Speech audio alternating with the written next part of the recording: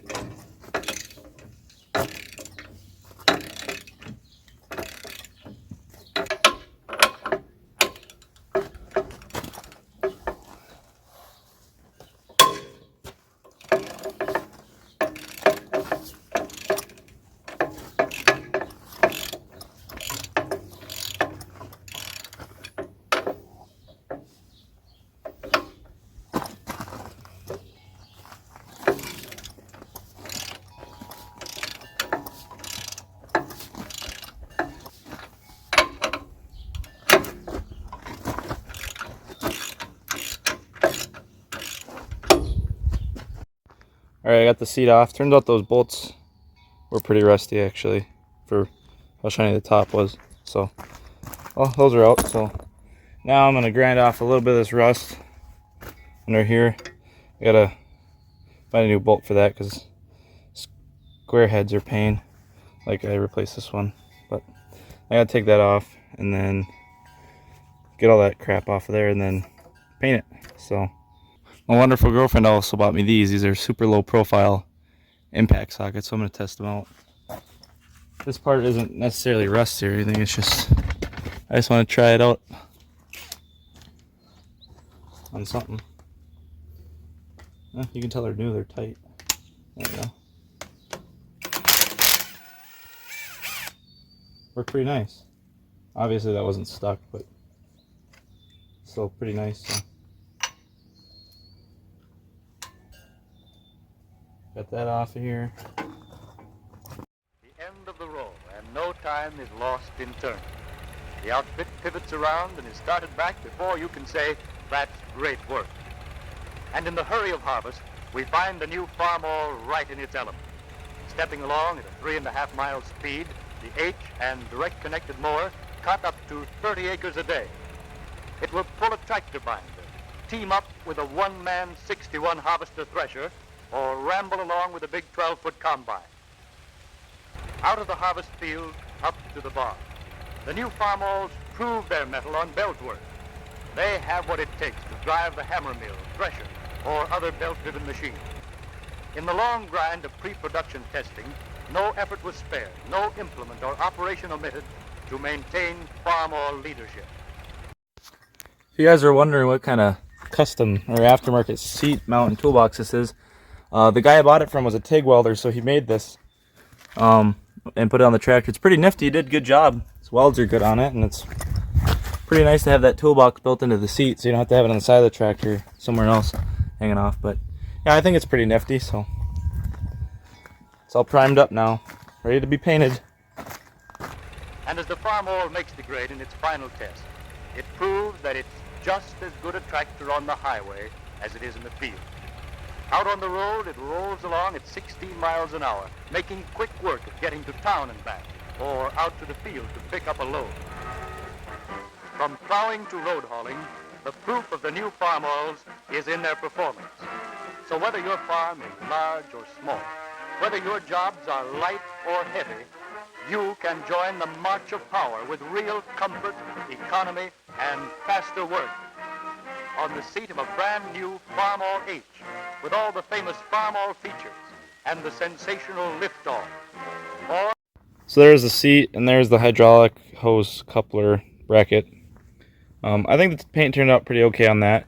The surface is a little rough from just being uneven, so it's not perfect, but it's, you know, it'll look good from a ways away.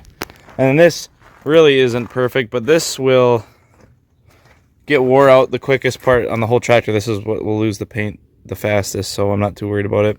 Yeah, there's a few bristles from the paintbrush I got that fell off in there, but I'm not too worried about it because right here, this section and this section and right about here wear out really quick on tractors because that's where your feet are all the time. I'll go show you an example quick. All right, so under this tarp is our 1956 Farmall 200, and it's repainted real nice, but, well, it's a little dirty now, but see how the paint is all gone here, and this is a shifter's a little different, so there's not a lot of room here, but everything where the driver's station is, most of the paint's gone, so on both sides. So I'm not too worried about making the M a mirror finish if it's just gonna, you know, rub off anyways.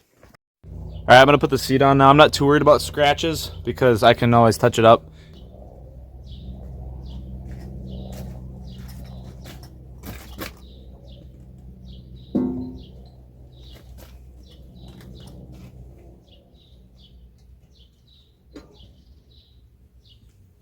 All right, I got the breaker bar size ratchet back out to tighten these down. It's hard to get an impact because of this overhang right here on here, so I'm just gonna tighten them by hand.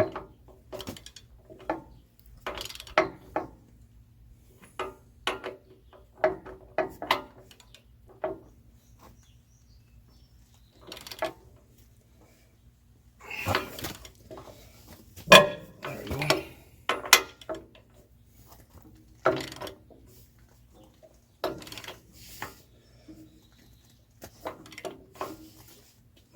Nice and tight.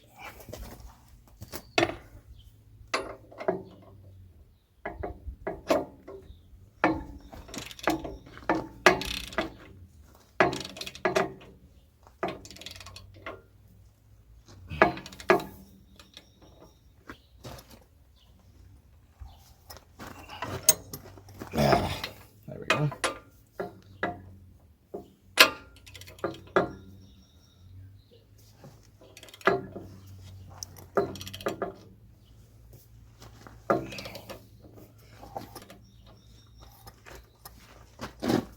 There we go.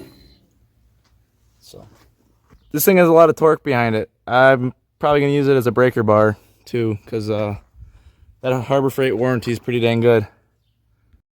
Just waiting for that bracket to dry, and then we can get the tractor back together all the way from where I took it apart today. All right, I just got to put this bracket on now.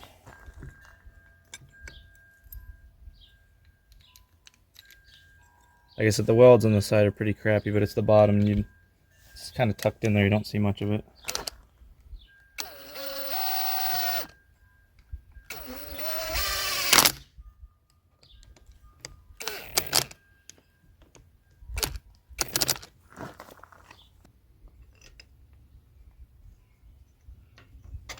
And I got a short, like a narrow nut underneath there so that it doesn't, so this is high enough so that the bolt can go down, because I changed the bolt from original, so it's a little different. I'm gonna grab a swivel socket or a swivel extension quick to get this to fit without hitting it. There, one of these should give you enough clearance so I don't hit my new paint.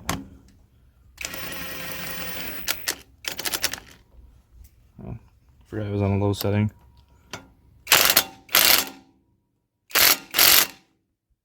There. There, now my hydraulic setup is back on. Alright, here it is. Just put a touch-up coat on the seat because it was a little splotchy, but let it dry in the sun for a few minutes and then put it away. So I think it looks pretty good. Don't look too bad. There's my boot mark already, but I'll wipe right off. But yeah, I'm not gonna perfectly paint inside of there because it's just for tools. I just painted it so it won't rust anymore. But alright, that's gonna wrap up that video. So I got that all painted up. Might touch it up tomorrow. I'm gonna leave the plastic on the seat, but it wasn't too bad. It went pretty quick, so. But yeah, that's about it. So thanks for watching and have a nice night, everybody.